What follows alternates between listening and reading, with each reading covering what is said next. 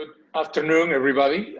It's great to see you all here virtually online for this week's edition of our Research at Home seminar. I'm Tomas Diaz de la Rubia. I'm the Vice President for Research and Partnerships.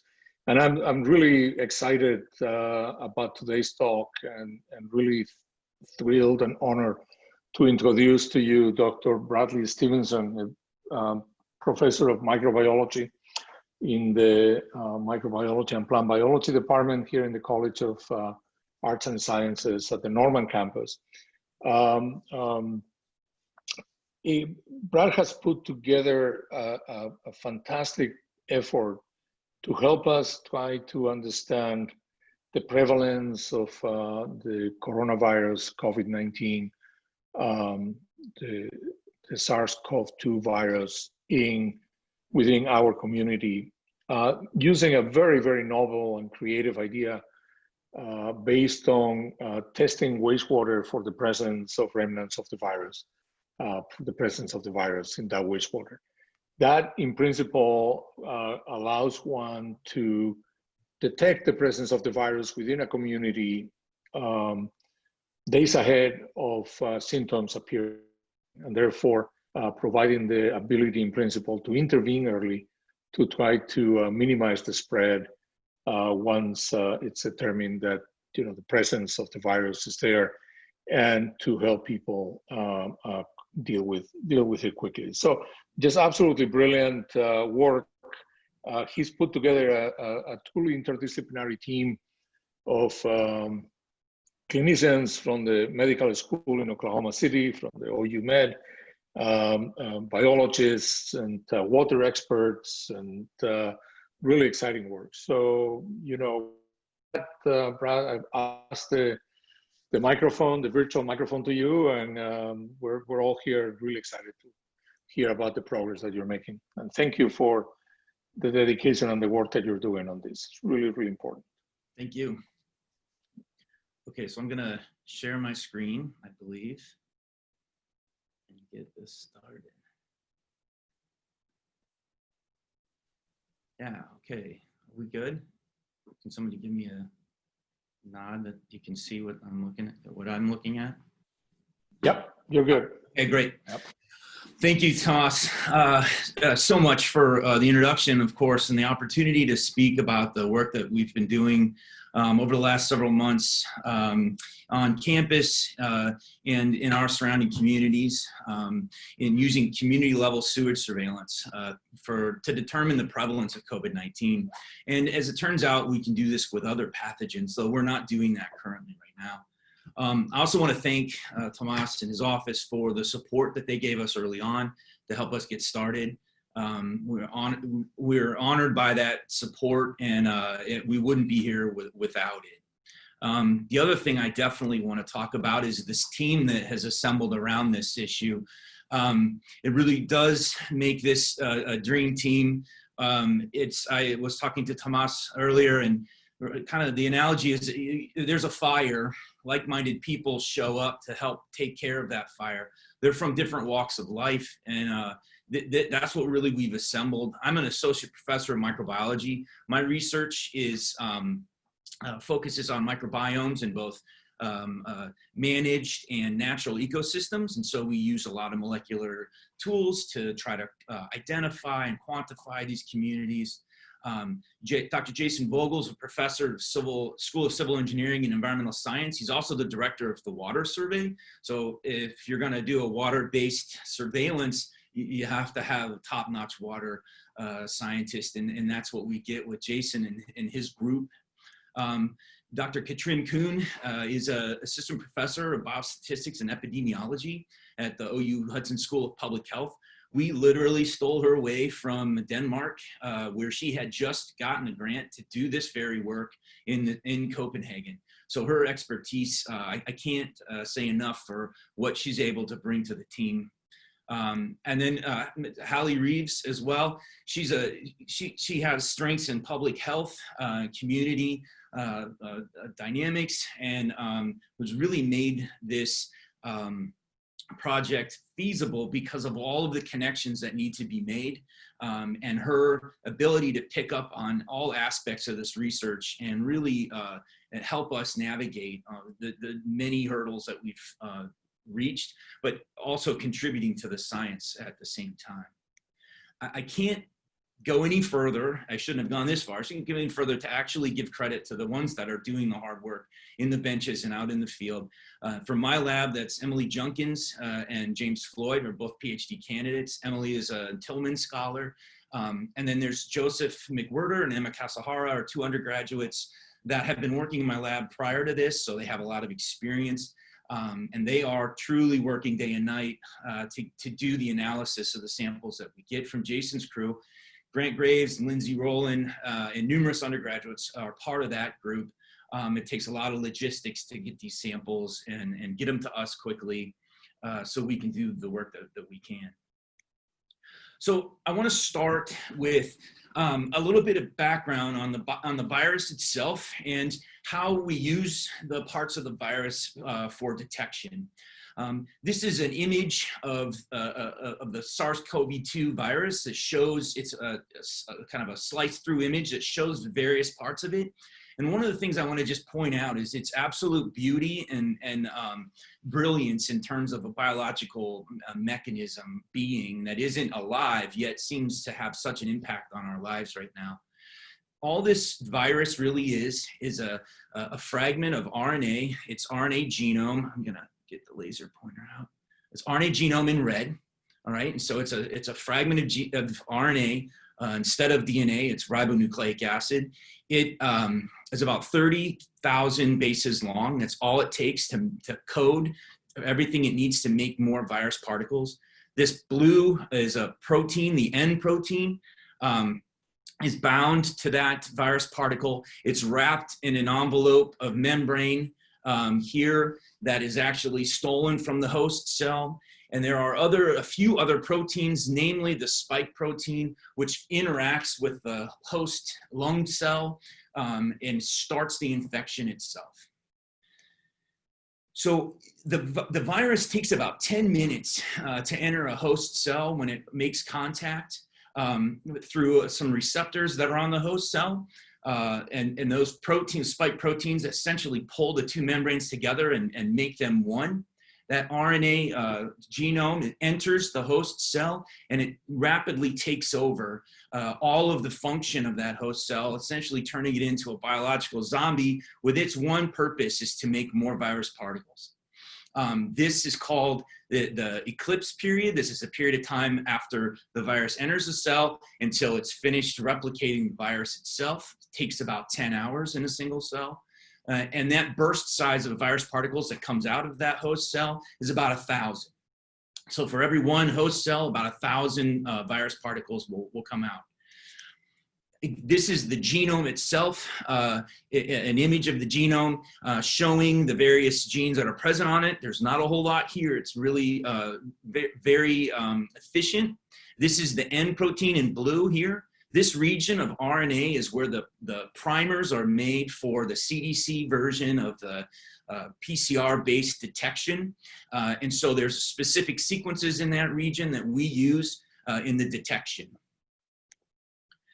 So when we have an infection with this virus, we shed it during that infection. That's where the infectivity comes in. Those regions that you can find high amounts of virus are related to that shedding. The nasopharynx, which is where you'll take the sample up your nose, the swab up your nose and retrieve RNA particles, viruses themselves, has about anywhere from 1 million to 1 billion virus particles on that single swab that's taken. In the throat, a little bit fewer, but 10 to the 4th, 10 to the 8th RNA on a single swab. Within stool, there's about the same number of virus particles in a gram of stool. And then the sputum, of course, also contains many virus particles.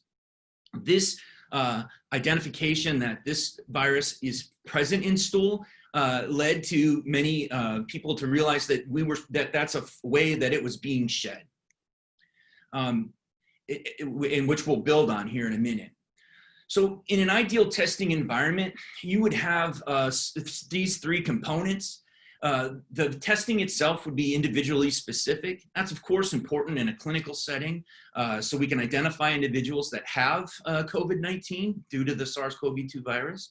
And that would enable us to quarantine that person, contact trace those that came in close contact with that person, and put into motion the needed response and mitigation. Testing also needs to be geographically and functionally representative. In the best ideal testing environment, we need to know where this outbreak is occurring that we're detecting, so that we can isolate and mitigate in that location. And functionally representative, meaning we need to know where this infection and its transmission is occurring, and how. Right? And then lastly, timely. The results have to be recovered or obtained in a timely manner for them to do us the most good. Early on, and even in some locations today, it takes up to a week to get results back from some of these tests. It's gotten better, but it still is a limitation for sure. So the current testing strategy that we're using right now across the world is represented, I tried to represent this by this figure. The individuals in black are individuals that don't have COVID-19. Those in red are those that do have COVID-19. And the red circles represent those who are being tested at any one point in time. The efficacy of this testing, of course, is mostly identified for those individuals that have it and can be confirmed that they have the disease. They can then again be quarantined and can be given proper care. Those that happen to be in contact with someone who has COVID-19 that then are alerted to that fact or suspect they came into contact with someone can go get tested, and they may or may not have the disease. That would be a negative test result. We don't have the capacity to test everyone, and because of that, there are individuals in our population that have COVID-19 and don't get diagnosed. They may know that because they feel or suspect it because they have the symptoms, but we don't have them counted. All right, so it's an insufficient count. So the second part of that is that there are about between 40 and 50% of the individuals that have COVID-19 are asymptomatic. That means that they really honestly don't have any symptoms, no reason to think they may have COVID-19, and therefore go about their business, hopefully safely, but not necessarily. Those are undercounted as well, obviously, because we're not sampling everybody. The other one little nuance to this is that when you are in contact with SARS-CoV-2 and contract COVID-19, there are several days before you start feeling those symptoms, yet you're reproducing that virus, right, 10 hours after it enters that first cell, and shedding it days before you know you might have it and might go get a test. And then another 4 to 7 days before, or 2 to 7 days, that you might get your test results back. So the strengths, again, are that the testing is individually specific. It's helpful for clinical diagnostics, for sure. Some areas that are for opportunities or limitations would be likely misses in many cases. So the numbers that we have when they come out every day from the Oklahoma Board of Health, they aren't representative of the entirety of the prevalence of COVID-19. Also, they're likely not timely. Those positive test results come back days after someone may have gotten tested and or felt that it was the need to do so. Lastly, this testing approach is resource intensive. There's a worldwide shortage in the reagents and the necessary materials to conduct these tests, especially because not only does everyone need to be tested, but they need to be tested regularly. And so this is very resource intensive. As of a couple days ago, this was what the prevalence of COVID-19 looked like in Oklahoma based on the known cases. All right, so this is the trend line shows you the known cases in Oklahoma. And if you take those values and do a little simple math based on population size, In Oklahoma City, there was about 1,944 cases. That ratio, based on the population, is about 1 in 334 people had known cases of active cases of COVID-19. In Tulsa, it's a 1 in 430. In Norman, even though Norman's quite smaller, that's 1 in 293. Now, these are known cases, and I just told you that 40 to 50% of the people with COVID-19 are asymptomatic and probably don't know they have it. So you can do the math on that and see just what the prevalence might be. So again, we are looking for this ideal testing environment. The individually specific testing poses some problems. So the idea was, why don't we separate that portion of the testing environment and use an approach that might give us a different type of information. This enters, so that what enters the conversation now is sewage surveillance. All right, so wastewater-based epidemiology.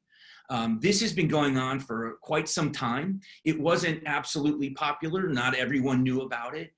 There are some individual groups across the world who have been doing it and studying this type of epidemiology and surveillance for quite some time. They're the ones that have been leading this charge. We're simply tailgating off of their successes and failures, learning from them, and trying to add to the effort. So they began monitoring polio in sewage in the 1940s. For example, Israel began monitoring sewage for polio in 1989. In the 1980s and 2013, they had a wastewater epidemiology detection of the epidemiological effort, detected the virus. They were able to come in and mitigate and stop a polio outbreak. This was also used for hepatitis A monitoring in the 80s. And more recently, it's been used to monitor illicit drug use in the early 2000s. So it's about when that work started. The metabolites of those, let's say, opioids in the wastewater could be identified and quantified, and they could be used to alert the potential for overdose, increases in overdoses and other decisions that needed to be made. So with this slide, I'm trying to present this as an overview of what we're doing and what others are doing around the world to conduct wastewater-based epidemiology. So we start with the metabolism and excretion of, in this case, of the virus particles that are then discharged and found in the sewage. Then if you sample that sewage, extract the RNA, you can use the molecular tools that have been developed for the individual testing to actually test those samples for the presence of SARS-CoV-2.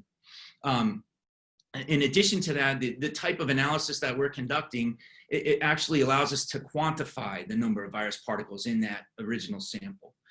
Whereas when you're testing for individuals, the quantification is not as important. It's just critical that you know that there was virus detected or not.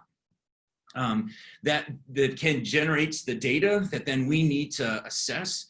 And then we can use that in a population level, at the population level, to extrapolate and identify hotspots, as well as monitor the overall prevalence. So I want to walk you through how this sewage surveillance is done, at least how we're doing it, and many others as well. And highlight some of the important parts of this process. The first most important part is sample collection. The location matters very much, where you're sampling, and because it's representative of the population that you are focused on. This location allows you to also provide a scale metric, so you can scale up or down in the number of people that you're sampling by moving up or downstream.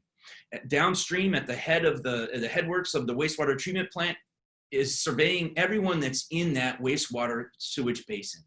As you move up to different locations, you can get to neighborhood level, you can get to street level, and even building level, depending upon how far upstream you get. That poses different challenges as you move upstream, but nonetheless, you can do this. And so the catchment area can be flexible if you can locate locations to sample. The sample type is also very important, and it gives you different types of data. The easiest and most prevalent type of a sample is called a grab sample. The name pretty much describes what we refer to. You'll go to a site, take a water sample, and what you're getting is what was happening to have being passed through the pipe at that moment. All right, so it's very specific, and it represents a very specific event. There are also time-weighted composites. These are samples that are taken over time throughout a 24-hour period. Most wastewater treatment plants do this regularly to monitor the input and output of their systems. But they're simply just samples of the same volume taken periodically over time. What we focused on, due to the background that Jason has and what water surveying really tells us is important, is focused on flow-weighted composites.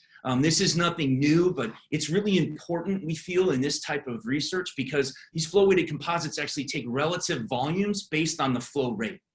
So it is actually representative of a 24-hour flow.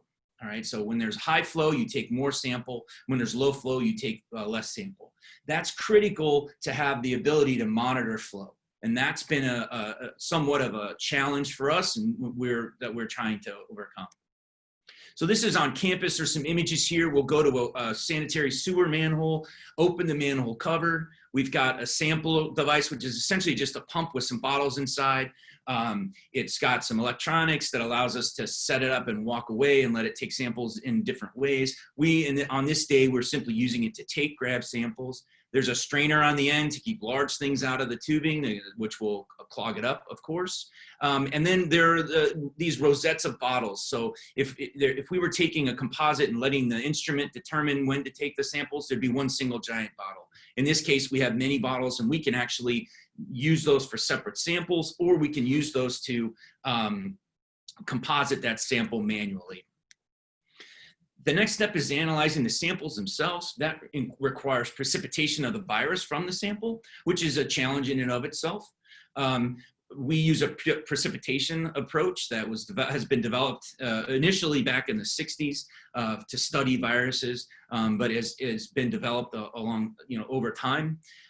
We then purify the genetic material from everything in that sample, including any virus particles that are there. We quantify the amount of virus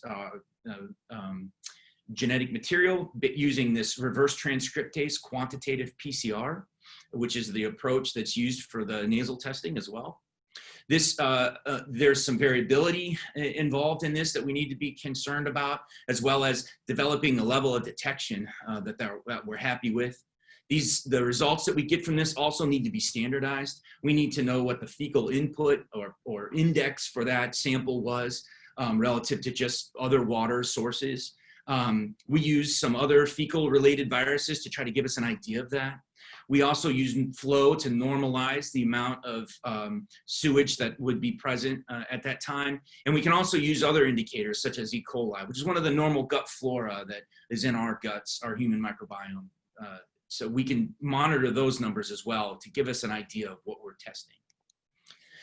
This is an overview of how general COVID testing is done using that reverse transcriptase quantitative PCR. This is the nasopharyngeal swab to obtain the virus particles in the specimen. That virus is deactivated and lysed, as everything's solubilized, and you can purify the RNA that's present in that sample.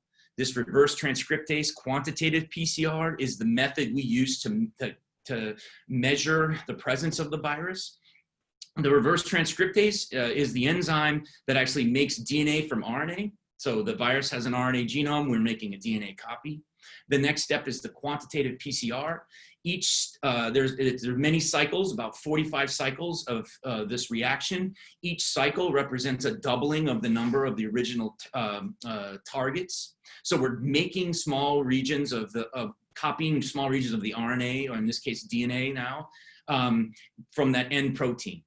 All right, and so we're actually making more copies. As we make more copies, we can quantify those using fluorescence that is inherent in the reaction. So over time, as we get more and more reaction cycles, the number of virus particles exponentially increases. And so at some point, it crosses a threshold and we detect it. All right. And then at some point it runs out of steam and stops replicating. If you don't have any virus in that sample, it'll never reach that threshold. So if there's nothing there, you won't get a signal. And that's how the nasopharyngeal swab testing is done. We kind of hijack that and we use it on these wastewater samples. We collect the virus. This is a precipitation of the virus. This grayish line here is the particles that came out and stuck to the walls of the tube because we spun it really hard, right? So we're collecting those particles. We dump off the liquid and then we do an extraction. We use an approach that uses small magnetic beads that will bind the RNA and DNA that's present in there. And we can place that against a magnet and it'll hold those beads in place while we wash the contaminants out of there and then resuspend these beads in a smaller volume. So we're actually concentrating and purifying the RNA at the same time. Then again, we run the RT-qPCR the same way, only this time we run samples that have known numbers of targets that are their standards, and so they tell us how many copies would give us a crossing the threshold at which cycle, right? And so we generate a number of curves for that. We use that as a standard curve, and then we take our unknown samples and look at when it crosses the threshold and use that data to estimate how many copies of the virus were in that original sample that we just used. So we're quantifying the number of virus particles in this original wastewater sample. All right. Then we get to the real important part, in my opinion, and that's taking that data and extrapolating it to the population level. It's critical that we know total population estimates to compare the concentration versus the number of people. We can also break down the demographics of that population. We can do case count comparisons. So how good is our current testing ecosystem? How reliable is it? And things that we need to consider, of course, is time. So how quickly, when we're sampling versus when the tests are coming back, how representative the data we have is and how representative the testing that's going on, individual testing really is. And then in order to make that data really useful, we want to use this information to inform resource allocation. Those resources can be testing, bringing testing pods to a population that looks to be occurring an outbreak. It could mean further mitigation, shutting down mask mandates, shutting down businesses, trying to limit the spread. And it will mean eventually allocating the vaccines that will be available, hopefully in the near future. So that population level extrapolation is also what we're doing with our data. Here's some of our data that we've sort of unidentified over time. We'll talk about the data in a second. But if these were individual locations on this map, we could identify those that were hotspots and those that were had a low level of prevalence. And that gives us that kind of information that we can then act upon. So the site identification for the sampling is really important to consider. It's dictated by the physical infrastructure that's present, whether we can get to a population through the wastewater system. We want to make sure that the sites we identify are representative of different geographies so we can use that to pinpoint outbreaks. We also are wary of making sure that we're testing vulnerable populations, be they in regions of geographic regions or in buildings or facilities like assisted living facilities or homeless shelters, university campuses and dormitories and the like. And then, of course, the accessibility and usability of the manholes really dictates all of that. So the presence of COVID-19 in the one municipality's wastewater treatment plant that we've been monitoring is represented here. We started monitoring this water twice a week back in the beginning of August. The number of virus particles per liter is given here on a log 10 scale. So this 10 to the fourth is 10,000 virus particles. And so that number is close to our limit of detection, which is around 10 to the third, 10 to the second. So not very prevalent, but the importance is over time that number increases, right? And there's some variability, but over time that number increases. And now at this point, back a couple weekends ago, it was up to 10 to the fifth. That's 100,000 virus particles per liter of wastewater. Over the course of a few more days, that number reached almost 10 to the seventh, and it dropped off since then. And we have more data. I just had to stop generating it so I can make the slide. It's kind of leveled off at this 10 to the fifth, 10 to the sixth number. It looks like it may be leveling off or increasing over time. But we can get this information because we have these samples and we can plot it over time and watch the trajectory. We focused on the norm in campus as well, and particularly the residence halls. This is a very old and outdated map because some of the colleges that we are testing actually aren't shown in the picture. It was back when we had a lot more parking. But the dorms that on campus are the ones that we focused on because we can isolate them with the sewerage that we have. They are populations that are on campus and reside in this location. They're not temporarily showing up for the day and leaving. The halls that we've sampled are Adams Hall, which has a population size of 782, give or take. Bourne Hall, which is the honors college, has a small population, 91. Couch and Walker Towers, because of the way they're connected on the sewer line, we can't separate, but that's about 2,300 individuals. Dunham and Headington residential colleges, 543, and Headington Hall, which is over here, 345. About 50% of those residents are student athletes. The data that we generated, again, is shown here over time, and it gives you an idea. There's two things that stand out. Number one, to me, number one is the overall abundance of virus particles in these samples.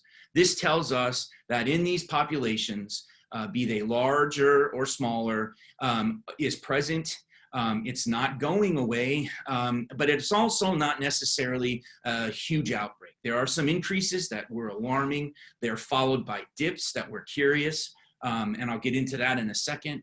And then overall, it looks like the prevalence of COVID-19 in some of those dormitories is decreasing over time, but still pretty alarmingly high. This dorm has a low population size, and so when it dips down to 0 here, it's 10 to the 2, which is actually 0, that's undetectable. So we were at the level of detection with this group. That has changed over time. And what we don't know, however, is what that means in terms of number of people with COVID-19. We know it's there because we're detecting it. We don't know how to interpret that data yet to number of people because we don't have that number. There's another complication that I'll show you here in a second, and that's with the mobility of our population that we're studying on campus. This is a location that is flow weighted. That is a drainage basin for a number of dorms at once. And we see this periodicity, and this grayed out regions are weekends, Saturday, Sundays. And we see a periodicity to this data, which was concerning at first until we showed it to an upper administrator who said, oh, that's the weekend melt. I didn't know there was such a thing. But on this first event, the number of Wi-Fi pings on campus was reduced 50%. So half of the population in these dorms likely was leaving campus, probably going home because they're regional students and they're coming back later. And so this is a Thursday. So this is a Friday. This is a Thursday, Friday, Saturday, and this was Labor Day weekend. That's why everyone was leaving. We then see this same Thursday, Friday dip.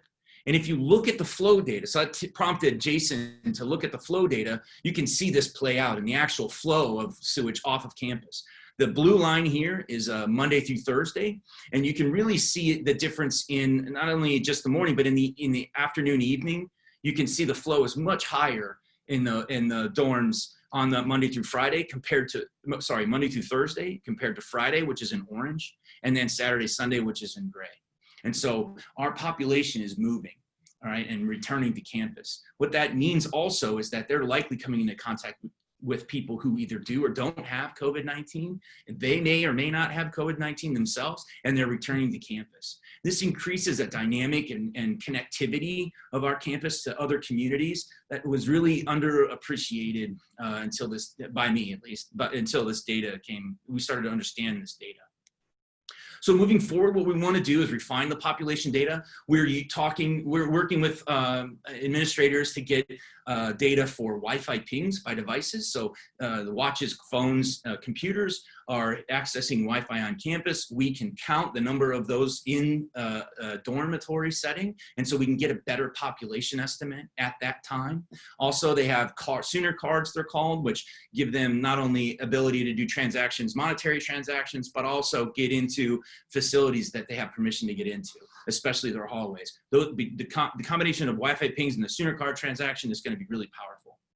The flow data, of course, from the sampling site is going to be very important as well. We are just getting the instrumentation in, and we're going to start to install it likely sometime next week. That'll give us those flow weighted samples. So the grab samples can be very variable depending upon the events that came down the pipe when we were sampling.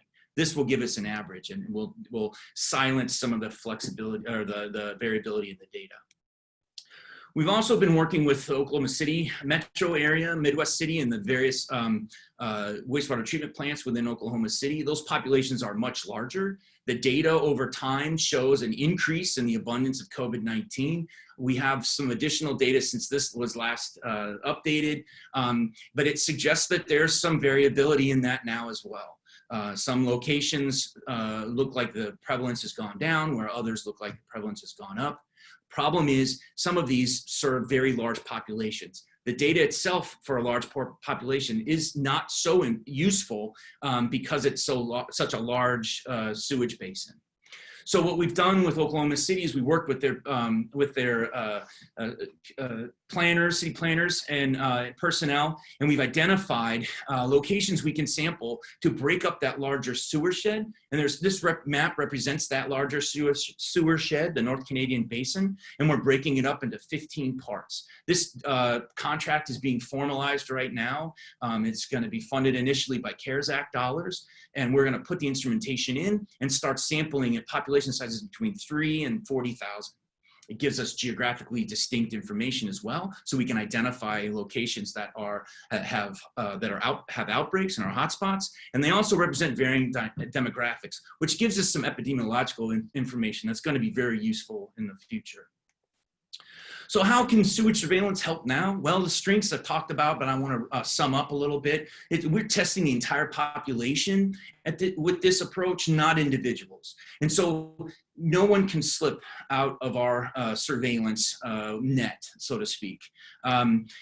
We can assess the prevalence of COVID-19 in the population, not missing the asymptomatic carriers, not missing those that don't get tested. We're immediately monitoring the presence of the virus in our samples, not whenever somebody decides they need to get tested.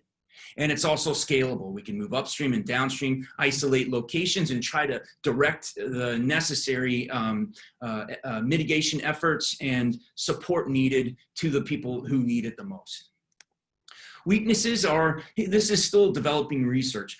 As I mentioned, we weren't the first to do this. We may not even be the best at it. We're trying very hard, but we're getting better at it every day, and we're learning a lot in the process. And so we're not only making it more efficient, but we're also getting a lot better at generating this data. One of the other weaknesses is that we can't determine the number of patients, the COVID-19 patients, based on the concentration of a virus alone. We need the kind of data we're trying to generate on campus, like the actual population, and then some estimate of how many positive tests from individual testing is present. We're using that data right now to try to get our data a little bit more representative, we hope. Everybody's trying to do that around the world. This also represents some opportunities. So we can detect outbreaks anywhere from 4 to 7 days ahead of known cases, which is an advantage. We can get the jump on an outbreak.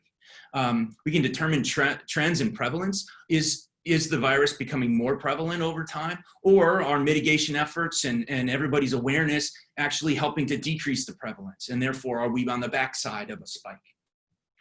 This is also extremely economical compared to individual testing, the level that would need to be tested in order to get a good number and confidence in the representativeness of the sampling. And we can also monitor other public health threats. I talked about polio. That's not a big problem in Oklahoma, but the opioid crisis, for instance, can be served very well with the infrastructure that we're setting up for Oklahoma City, as can other infectious diseases. The flu season's upon us. Any number of those could possibly be detected in these samples as well. And we can use this to learn more moving forward. Now, some of the threats, although they're not threats, kind of limitations of the work is that not all COVID-19 patients shed virus in the stool. Studies show that not everybody does that. And so that also gives us a little bit of variability in our numbers. The amount of virus that's shed in stool also varies by patient and varies by stage of infection. Increases over time and then decreases after the body starts to win the fight against COVID-19. Even then, once you have negative test swabs after having COVID-19, you can still shed virus for some amount of time as your body is getting rid of the virus itself. So I mentioned we weren't the only ones that were doing this work. It's a worldwide effort. This is a map that we stole from this dashboard, and this is the web address here. And these are universities that in blue that are doing this work in the United States. The map also covers the rest of the world. There are other dashboards that are represented in the brown symbols here. So there's 16 known dashboards. There's actually more as of today, I just checked. There's 77 universities known that are doing this kind of research. There's members of a loose organic group of collaborators through many different vehicles, be they Slack or protocol sharing or whatnot. Slack is a program that allows you to text and share data in real time. And over 23 countries are participating. So this open collaborative network is really important.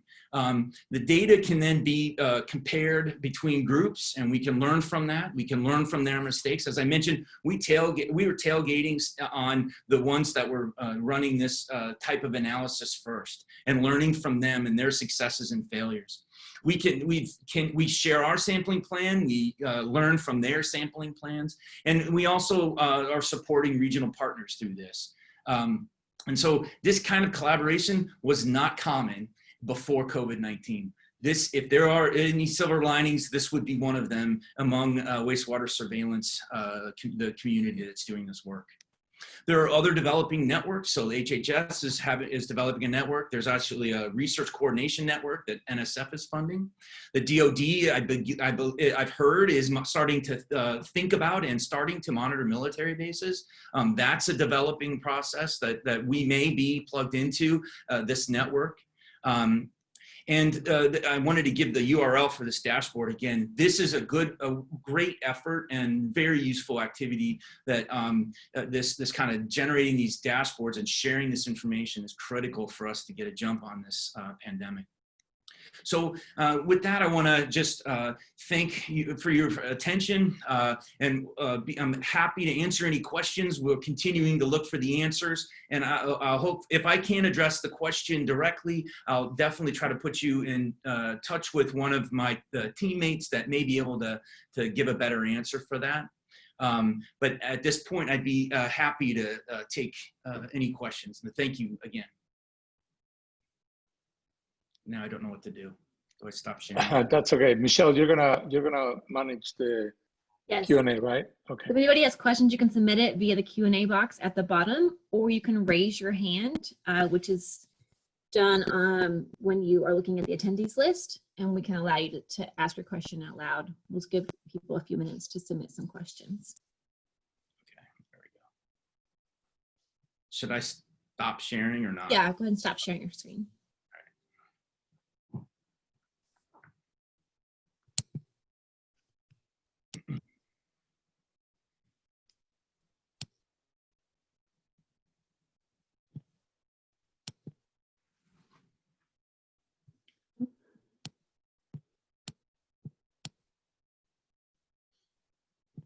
I think I saw a raised hand.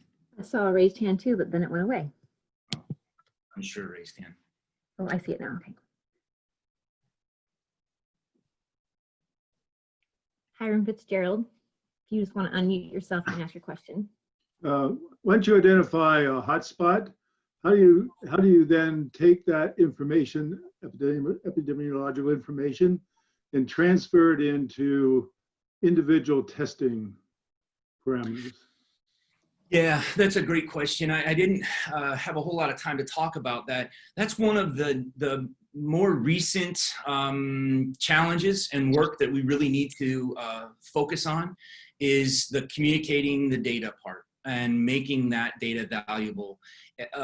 We're planning on doing that through our relationship with the health department, both the state health department, but also county health departments. And of course on campus, the upper administration. So we're not just upper administration, but the administration in general. There's been a discussion of us generating a dashboard as well to provide that data. I'm aware they're doing that at other universities. Cornell, I think, is one of those. So the students see the data in real time. There's a number of issues around the data sharing. I, as a scientist, want everybody to see it. But the implications of that data have to be carefully thought out. It won't be hidden, but it needs to be properly communicated.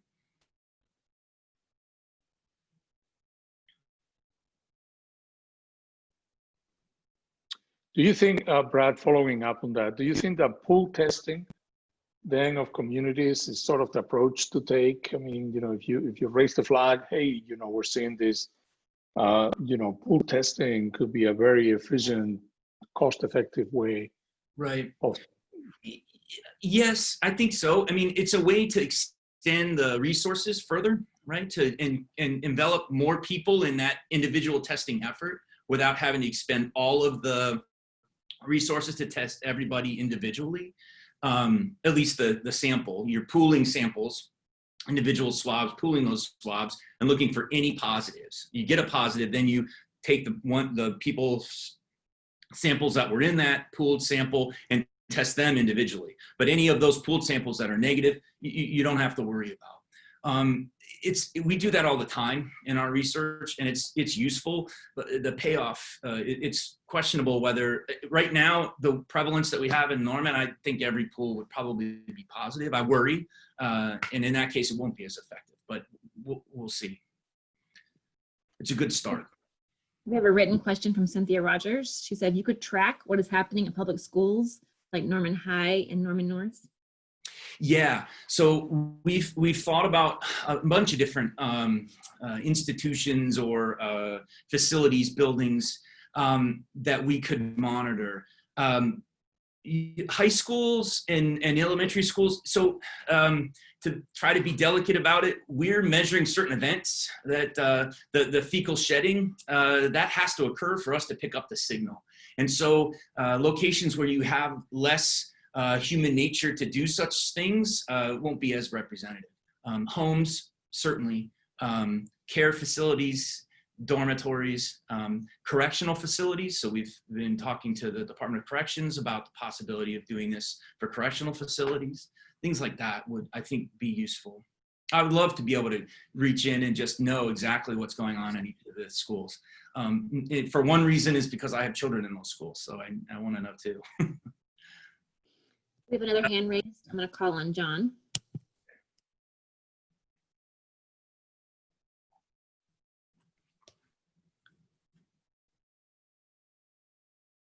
I'll unmute, maybe.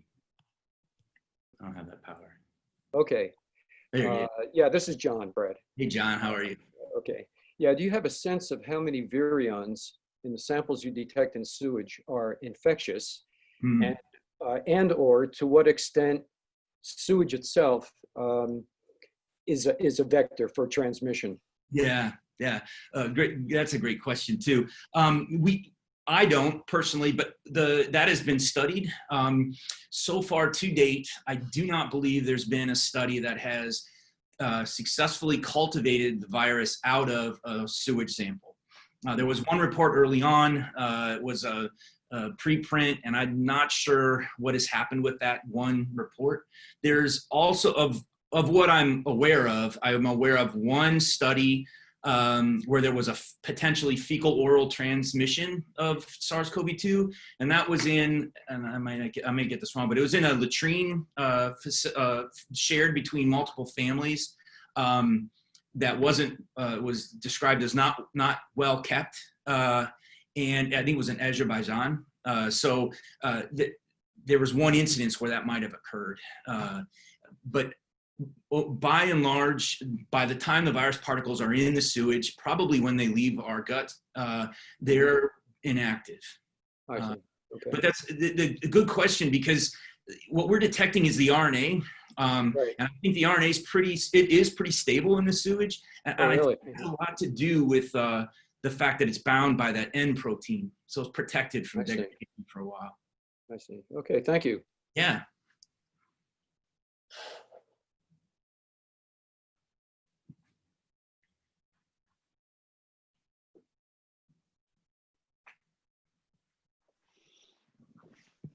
Are there any more questions from anybody?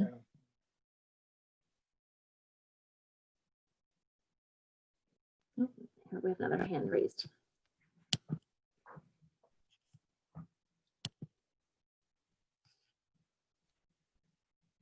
Hiram, you can ask your question.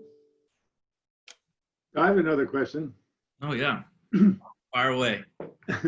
Are there any opportunities for disciplines in the social and behavioral sciences or the life sciences to get involved with this work? Yeah, I can imagine. That we've talked about that actually. A couple discussions we've had relate to responses to the data, for instance. So to piggyback off your first question, what are the responses of the reactions to the data that we may provide? Will that change behavior in a good or bad way? We have question, not based on this study, but just talking about what's happening on our campus. Is there less incentive to actually go get tested because you may get pulled out of your dorm room and stuck in another one somewhere else on campus for 14 days? If you're suffering from SARS-CoV-2 and you don't feel good, that's probably not the most fun thing to go through. So that's a concern. The other thing that was really interesting is tying this into the Wi-Fi pings and the card swipes. We could track connectivity and mobility of the students, and maybe or maybe not to do with COVID-19, but certainly there are a lot of opportunities to, I think, add to the usefulness of this data by bringing in the social sciences and psychological sciences. I think that's would be a great avenue and a great add-on to this work. And if you know any, you send them our way. Be happy to work with them. I was going to chime in real quick. I mean, that's a great question.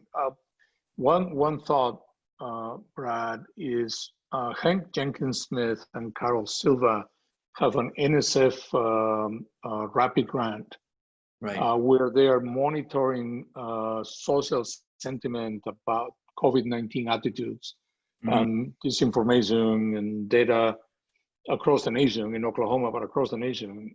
Very comprehensive study. It may be a very good connection there.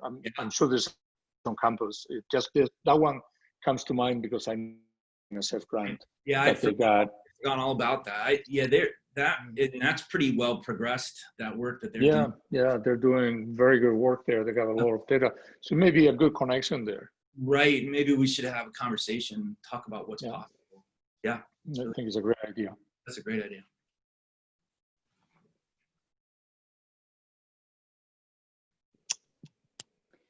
I don't see any more hands raised, and there's been no other written questions submitted. All right. Unless you have any final thoughts. Any other questions? Or I'm just, it's been actually quite an honor to be able to do research that has such an impact. Just my work generally doesn't have that immediate impact prior to COVID-19, and so it's been a lot of fun and very interesting and fulfilling. Oh, I see a question maybe. Cynthia Rogers says, "Thank you. This was interesting and important." Cynthia, Thank you. Well, okay, so if there are no other questions, thank you all so much for participating. I hope that, like Cynthia just said, that you all find this interesting and important. I think I really do agree with that sentiment, as I said at the very beginning. And again, I want to thank Brad and his team for the great work that they're doing and for taking the time to inform us today and educate us about what's going on in this critical at this critical time. So thank you. It's our Thank you, everybody. All right. Thanks, Brad. Have a great weekend, everyone. Thanks. Bye-bye.